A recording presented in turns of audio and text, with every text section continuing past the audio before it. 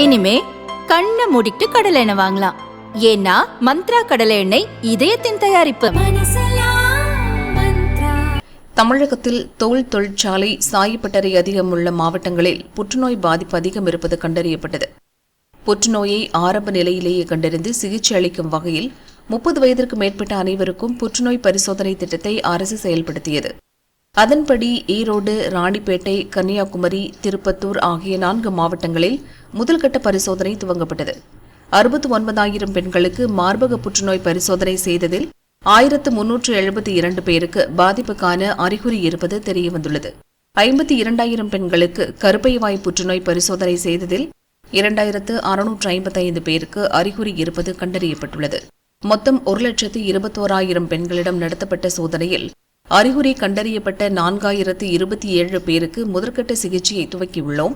புற்றுநோயை ஆரம்ப நிலையிலேயே கண்டறிந்து சிகிச்சை பெற்றால் உயிரிழப்பு போன்றவற்றை தடுக்கலாம். 30 வயதுக்கு மேற்பட்ட அனைவரும் புற்றுநோய் பரிசோதனை செய்து கொள்ள முன்வர வேண்டுமென பொது சுகாதாரத்துறை இயக்குநர் செல்வ விநாயகம் கூறியுள்ளார்.